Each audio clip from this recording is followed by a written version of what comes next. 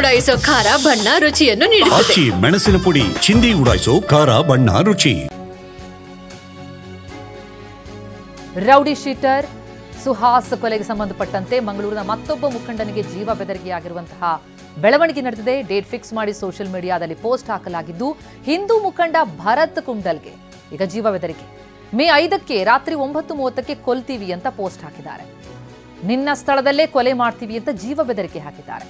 ಸುಹಾಸ್ ಶೆಟ್ಟಿ ಫೋಟೋಗೆ ರೈಟ್ ಚಿಹ್ನೆ ಹಾಕಿ ವಿಕೃತಿ ಮೆರೆದಿದ್ದಾರೆ. ಹಿಂದೂ ಕಾರ್ಯಕರ್ತ ಸುಹಾಸ್ ಕೊಲೆ ಕೇಸ್ನ ವಿಚಾರಣೆ ಒಂದು ಕಡೆ ನಡೀತಾ ಇರುವಂತಹ ಸಂದರ್ಭದಲ್ಲಿ ಮಂಗಳೂರಿನ ಮತ್ತೋರ್ವ ಮುಖಂಡನಿಗೀಗ ಜೀವ ಬೆದರಿಕೆ. ಪೋಸ್ಟ್ ಅನ್ನು ಕೂಡ ಗಮನಿಸ್ತಾ ಇದ್ದೀವಿ. 5/5ಕ್ಕೆ ಅಂದ್ರೆ ಮೇ 5ಕ್ಕೆ ಕೊಲ್ತೀವಿ ಸಮಯ ಕೂಡ ಹಾಕಿದ್ದಾರೆ. ರೌಡಿ ಶೀಟರ್ ಹಿಂದೂ ಕಾರ್ಯಕರ್ತ ಸುಹಾಸ್ ಶೆಟ್ಟಿಯ ಕೊಲೆಯ ಬಳಿಕ ಮತ್ತೋರ್ವನಿಗೀಗ ಬಂದಿರುವಂತಹ ಜೀವ ಬೆದರಿಕೆ ಇದು. ಹಾಗಾದರೆ ಭರತ್ ಕುಂಡಲ್ ಯಾರು? ಅಶ್ರಫ್ ಕಲಾಯಿ ಹತ್ಯೆಯ ಪ್ರಮುಖ ಆರೋಪಿ ಭರತ್. ಎಸ್ಡಿಪಿಐ ಮುಖಂಡ ಅಶ್ರಫ್ ಕಲಾಯಿ ಹತ್ಯೆಯ ಆರೋಪಿ ಭರತ್. ಜೂನ್ 21, 2017ರಂದು ಅಶ್ರಫ್ ಕಲಾಯಿಯ ಹತ್ಯೆಯಾಗಿತ್ತು. ಬಂಟ್ವಾಳದ ಬೆಂಜನಪದವು ಎಂಬಲ್ಲಿ ಆತನನ್ನ ಬರ್ಬರವಾಗಿ ಹತ್ಯೆ ಮಾಡಲಾಗಿತ್ತು. ಎಸ್ಡಿಪಿಐ ಮುಂಚೂಣಿ ನಾಯಕನಾಗಿದ್ದ ಈ ಅಶ್ರಫ್ ಕಲಾಯಿ. ಅಶ್ರಫ್ ಹತ್ಯೆ ಬಳಿಕ ಶರತ್ ಮಡಿವಾಳ ಅವರ ಕೊಲೆಯಾಗುತ್ತೆ. ಪ್ರತೀಕಾರವಾಗಿ ಬಂಟ್ವಾಳದ ಶರತ್ ಮಡಿವಾಳ ಹತ್ಯೆ ಆದದ್ದು.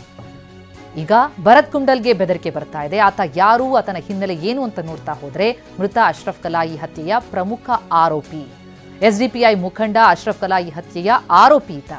2017ರಲ್ಲಿ ಜೂನ್ 21ಕ್ಕೇನು ಅಶ್ರಫ್ ಕೊಲೆಯಾಗಿತ್ತು. ಆ ಕೊಲೆಯ ಪ್ರಮುಖ ಆರೋಪಿಯಾಗಿರುವಂತಹ ಭರತ್ಗೆ ಈಗ ಕೊಲೆ ಬೆದರಿಕೆ ಬರ್ತಾ ಇದೆ. ಸುಹಾಸ್ ಶೆಟ್ಟಿ ಹತ್ಯೆಯ ಬಳಿಕ ಈಗ ಮತ್ತೋರ್ವ ಮುಖಂಡನಿಗೆ ಜೀವ ಬೆದರಿಕೆ ಪೋಸ್ಟ್ ಮಾಡಲಾಗಿದೆ. ಪೋಸ್ಟ್ ಹಾಕಿದ್ದಾರೆ. ಆ ಪೋಸ್ಟ್ನಲ್ಲಿ ಮೇ 5ಕ್ಕೆ ಕೊಲ್ತೀವಿ ಅಂತ ಹೇಳಿ ಡೇಟ್ ಫಿಕ್ಸ್ ಮಾಡಿ ಸೋಷಿಯಲ್ ಮೀಡಿಯಾದಲ್ಲಿ ಪೋಸ್ಟ್ ಹಾಕಿದ್ದಾರೆ.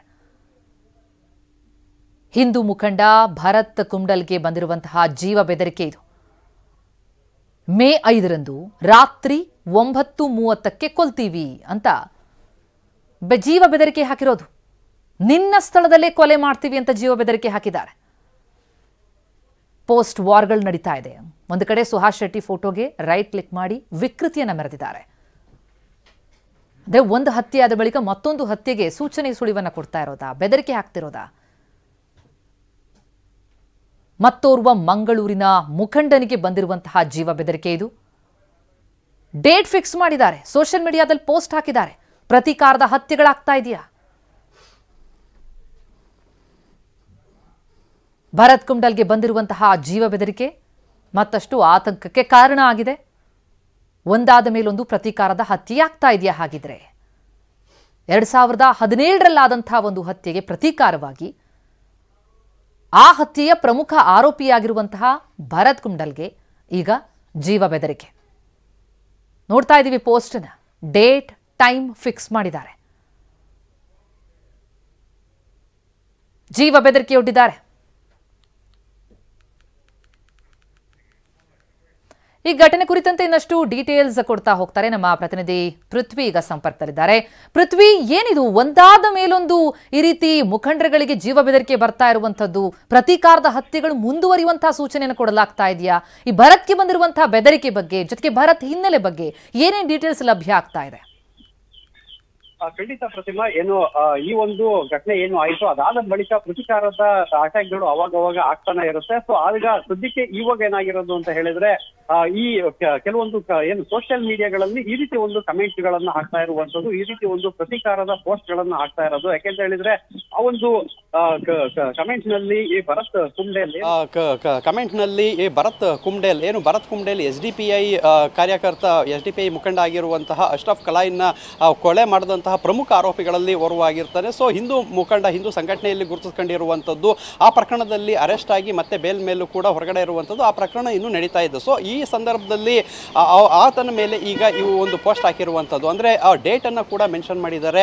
5ನೇ ತಾರೀಕು ಅಂದರೆ ಇದೇ 5ನೇ ತಾರೀಕು ಅದು ಒಂದು ಟೈಮ್ 9:30 ರಾತ್ರಿ ಅಂತ ಹೇಳಿ ಮೆನ್ಷನ್ ಮಾಡಿರುವಂಥದ್ದು. ಸೊ ಅಲ್ಲಿ ಒಂದು ಪ್ರತೀಕಾರ ಹಾಕ್ತೀವಿ ಮತ್ತು ನೆಕ್ಸ್ಟ್ ಒಂದು ಕೊಲೆಯನ್ನು ಮಾಡ್ತೀವಿ ಅನ್ನೋ ನಿಟ್ಟಿನಲ್ಲಿ ಈ ಒಂದು ಪೋಸ್ಟ್ ಹಾಕಿರುವಂಥದ್ದು. ಸದ್ಯಕ್ಕೆ ಏನು ಈ ಒಂದು ಪೋಸ್ಟ್ನ ಹಿನ್ನೆಲೆಯಲ್ಲಿ ಸಾಕಷ್ಟು ಅಂದರೆ ಪೊಲೀಸರು ಕೂಡ ಅಲರ್ಟ್ ಆಗಿರುವಂಥದ್ದು. ಅಂದರೆ ಈ ಒಂದು ಘಟನೆ ಯಾವಾಗ ಆಯಿತು ಅದಾದ ಮೇಲೆ ಪೊಲೀಸರು ಸಾಮಾಜಿಕ ಜಾಲತಾಣಗಳ ಮೇಲೆ ಕಣ್ಣನ್ನು ಇಟ್ಟಿದ್ದಾರೆ. ಸಾಮಾಜಿಕ ಜಾಲತಾಣಗಳಲ್ಲಿ ಯಾವ್ಯಾವ ರೀತಿ ಪೋಸ್ಟ್ ಹರಿದಾಡ್ತಾ ಇದೆ, ಯಾರ್ಯಾರು ಯಾವ್ಯಾವ ರೀತಿ ಪೋಸ್ಟ್ಗಳನ್ನು ಮಾಡ್ತಾ ಇದ್ದಾರೆ, ಅದಕ್ಕೆ ಏನು ರಿಪ್ಲೈ ಬರ್ತಾ ಇದೆ, ಸೊ ಅದರ ಹಿನ್ನೆಲೆ ಇರೋಂಥದ್ದು ಯಾರು, ಸೊ ಏನೇನು ಆಗ್ತಾ ಇದೆ ಅನ್ನೋದನ್ನ ಮಾಡ್ತಾ ಇದ್ದಾರೆ. ಮತ್ತೆ ಅದರ ಮೇಲೆ ಎಫ್ಐಆರ್ ಅನ್ನು ಕೂಡ ಗಮನಿಸ್ತಾ ಹೋದಾಗ ನಾವಲ್ಲಿ ನೋಡ್ತಾ ಇದೀವಿ ಆ ಸುಹಾಸ್ ಶೆಟ್ಟಿಯ ಫೋಟೋಗೆ ರೈಟ್ ಕ್ಲಿಕ್ ಮಾಡಿದ್ದಾರೆ. ಅದೆಲ್ಲವನ್ನ ಗಮನಿಸಿದಾಗ ಸೇಮ್ ಗ್ಯಾಂಗ್ ಮಾಡ್ತಾ ಇದೆಯಾ ಅಥವಾ ಅಂತದೊಂದು ನರೇಟಿವ್ ಅನ್ನ ಬಿಲ್ಡ್ ಮಾಡಲಾಗ್ತಾ ಇದೆಯಾ? ಬಹಳಷ್ಟು ಅನುಮಾನಗಳು ಮೂಡುತ್ತಲ್ವಾ ಈ ಪ್ರಕರಣದಲ್ಲಿ ಈ ಪೋಸ್ಟ್ ಮೂಲಕ?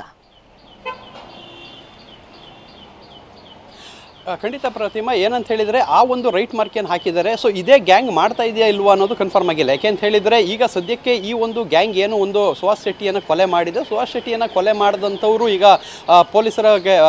ಪೊಲೀಸರು ಬಂಧನ ಮಾಡಿರುವಂಥದ್ದು. ಮತ್ತು ಅದರಲ್ಲಿ ಕೆಲವೊಂದು ಆರೋಪಿಗಳನ್ನು ಇನ್ನೂ ಕೂಡ ಪೊಲೀಸರು ಬಂಧಿಸಲಿಕ್ಕೆ ಪ್ರಯತ್ನ ಪಡ್ತಾ ಇದ್ದಾರೆ. ಆ ಒಂದು ಟೀಮ್ ಇದನ್ನು ಮಾಡಿರಲಿಕ್ಕೆಲ್ಲ ಅದಕ್ಕೆ ಸಬಾರ್ಡಿನೇಟ್ ಆಗಿ ಅಂದರೆ ಬೇರೆ ಬೇರೆ ಇದೇ ರೀತಿ ಗುಂಪುಗಳು ಏನೇನು ಬೇರೆ ಇತ್ತು ಅಂಥವರು ಮಾಡ್ತಾ ಇರುವಂಥ ಕೆಲಸ ಆಗಿರ್ಬೋದು ಅನ್ನೋದು ಮೇಲ್ನೋಟಕ್ಕೆ ಕಂಡು ಬರ್ತಾ ಇದೆ. ಯಾಕೆಂತ ಹೇಳಿದರೆ ಈಗ ಒಂದು ಕೃತ್ಯವನ್ನು ಮಾಡಿದಂಥವರು ಅದರ ಎಸ್ಕೇಪ್ ಆಗುವಂಥದ್ದು ಆ ಪ್ರಕರಣದಲ್ಲೇ ಇರ್ತಾರೆ. ಸೊ ಅವರಿಗೆ ಇಂಥದ್ದನ್ನೆಲ್ಲ ಮಾಡೋದಕ್ಕೆ ಸರಿಯಾದ ಟೈಮ್ ಇರಲ್ಲ. ಆದರೆ ಬೇರೆ ಇದೇ ಥರದ ಗ್ರೂಪ್ಗಳು, ಬೇರೆ ರಿವೆಂಜ್ ಗ್ರೂಪ್ಗಳು ಈ ರೀತಿ ಮಾಡ್ತಾ ಇರುವಂಥದ್ದು ಈಗ ಕಂಡು ಬಂದಿರುವಂಥದ್ದು. ಈಗ ಏನು ಪೊಲೀಸಿಂಗ್ ಐ ಟಿ ಮಾನಿಟರ್ಸಲ್ಲಿ ಕೂಡ ಎಲ್ಲ ರೀತಿಯಲ್ಲಿ ಅದನ್ನ ಮಾನಿಟರ್ ಮಾಡ್ತಾ ಇರುವಂಥದ್ದು. ಇಂಥದ್ದನ್ನೆಲ್ಲವನ್ನು ಕಲೆಕ್ಟ್ ಮಾಡಿ ಯಾರ್ಯಾರ ಹೆಸರುಗಳು ಬರ್ತಾ ಇದೆ ಅವರಿಗೂ ಕೂಡ ಕರೆ ಮಾಡಿ ಒಂದು ಅಂದರೆ ಸರಿಯಾಗಿ ಅಂದರೆ ಈ ರೀತಿ ಥ್ರೆಟ್ ಇರುವಂಥ ವ್ಯಕ್ತಿಗಳನ್ನು ಕೂಡ ಪೊಲೀಸರು ಸಂಪರ್ಕ ಮಾಡಿ ಮಾಹಿತಿಯನ್ನು ನೀಡ್ತಾ ಇದ್ದಾರೆ. ಮತ್ತು ಇನ್ನೊಂದು ಕಡೆ ಯಾವ ರೀತಿ ಮಾಡ್ತಾ ಇದ್ದಾರೆ ಅವ್ರನ್ನ ಹುಡುಕುವಂತ ಕೆಲಸದಲ್ಲೂ ಕೂಡ ಈಗ ಪೊಲೀಸರು ನಿರತರಾಗಿರುವಂಥದ್ದು. ಸದ್ಯಕ್ಕೆ ಇಂತಹ ಪೋಸ್ಟ್ಗಳನ್ನು ನೋಡ್ತಾ ಹೋದ್ರೆ ಎಲ್ಲೋ ಒಂದು ಕಡೆ ಕರಾವಳಿ ಇನ್ನೂ ಕೂಡ ಬೂದಿ ಮುಚ್ಚಿದ ಕೆಂಡದಂತೆಯೇ ಇರುವಂತಾಗಿದೆ. ಪ್ರತಿಮಾ, ಥ್ಯಾಂಕ್ ಯು ಪೃಥ್ವಿ ತಮ್ಮೆಲ್ಲ ಮಾಹಿತಿಗೆ. ನಾವೀಗ ಸ್ಕ್ರೀನ್ ಮೇಲೆ ನೋಡ್ತಾ ಇದ್ದೀವಿ ಒಂದು ಕಡೆ ಪೋಸ್ಟ್, ಆ ಪೋಸ್ಟ್ ನಲ್ಲಿ ಈಗಾಗಲೇ ಹತ್ಯೆಗೊಳಗಾಗಿರುವಂತಹ ಸುಹಾಸ್ ಅವರ ಫೋಟೋಗೆ ರೈಟ್ ಕ್ಲಿಕ್ ಮಾಡಿದ್ದಾರೆ. ಅದರ ಜೊತೆಗೆ ಭರತ್ ಕೊಲೆಗೆ ಮುಹೂರ್ತ ಫಿಕ್ಸ್ ಮಾಡಿರೋ ರೀತಿಯಲ್ಲಿ ಪೋಸ್ಟ್ ಹಾಕಿದ್ದಾರೆ. ಯಾಕೆ ಅಂತ ನೋಡ್ತಾ ಹೋದ್ರೆ ಭರತ್ ಹಿನ್ನೆಲೆ ನೋಡಿದ್ರೆ ಮತ್ತೋರ್ವ ಫೋಟೋನ ಗಮನಿಸ್ತಾ ಇದ್ದೀವಿ. ಅಶ್ರಫ್, ಆತ ಕೊಲೆಯಾದ ಅಶ್ರಫ್ ಕಲಾಯಿ ಕೊಲೆ 2017ರಲ್ಲಾಗಿತ್ತು.